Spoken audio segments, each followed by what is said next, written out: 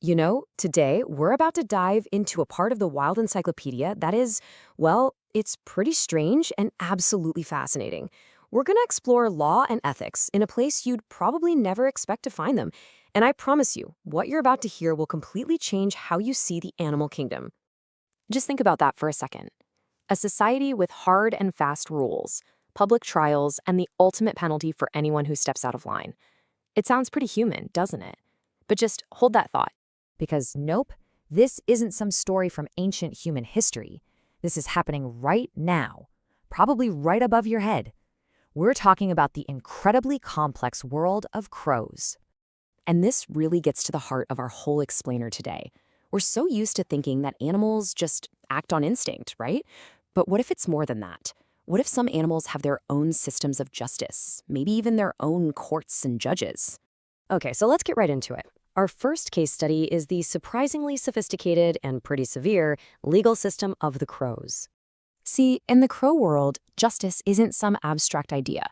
There are specific actions that are treated as serious crimes, things that demand a response from the entire group. We're talking about destroying another crow's nest, stealing food meant for baby birds, or betraying the flock. These are not taken lightly. And here's where it gets really wild. When a crime is committed, it's not just random chaos. A formal crow court is actually assembled. Picture this: hundreds of birds gathering, forming a circle around the accused. It's a real tribunal.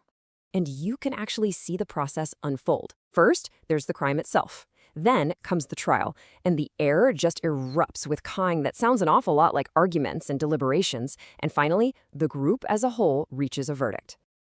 And the sentences? Well, they are absolutely brutal. If a crow is found guilty, the entire flock might just attack it, often with fatal results. The other option is exile. The guilty bird is cast out, and for a social creature like a crow, that's pretty much a death sentence anyway. All right, let's shift gears now. We're moving from the open sky down into the dark caves to look at a totally different system of justice. This one isn't about punishment, it's about social contracts. To understand bats, you have to understand this. For a vampire bat, life is always on a knife's edge. Their metabolism is so incredibly fast that if they go just 2 days without a meal, they starve to death. Survival is a constant, urgent pressure. So how do they deal with this constant life or death problem? They've developed this incredible social safety net. If a bat finds food, it will actually share its meal with a hungry neighbor. It's a whole system built on mutual support.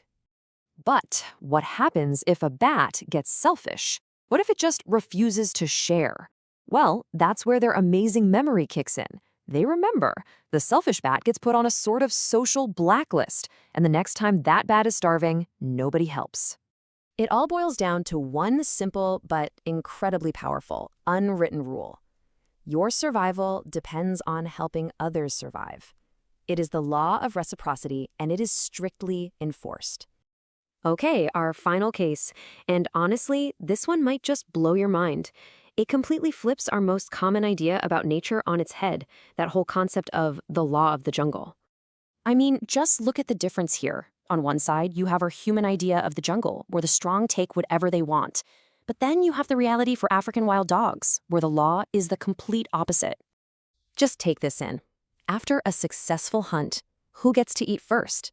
It's not the strong alphas who led the charge. No, the first to eat are the injured, the elderly, and the mothers with their pups. The needs of the most vulnerable come before everyone else's. That level of cooperation and self-sacrifice for the good of the group it's astounding. When you see a commitment that profound, it really makes you pause and ask that question on the screen, doesn't it? So we've seen the crow courts, the bat's social credit system, the wild dog's code. What are we supposed to make of all this? What's the takeaway from this hidden world of animal ethics? I think the big lesson is this. We are not the only species to grapple with ideas of justice, fairness, and community. The wilderness is filled with these complex ethical systems, lessons that have been tested and refined for thousands, even millions of years. So I have to ask you, which one of these really got to you the most? Was it the harsh justice of the crow court, the cold, calculated logic of the bats, or the incredible selflessness of the wild dogs? And that leaves us with one final thing to think about. When you see this kind of social order and sacrifice, maybe the phrase jungle ethics needs a completely new definition. And maybe, just maybe, there's a lot we could still learn from them. If this made you look at the world a little differently, be sure to like this explainer and subscribe to the channel. The Great Encyclopedia of the Wild is absolutely bursting with stories like this, and we've got so many more to tell. We'll see you for the next one.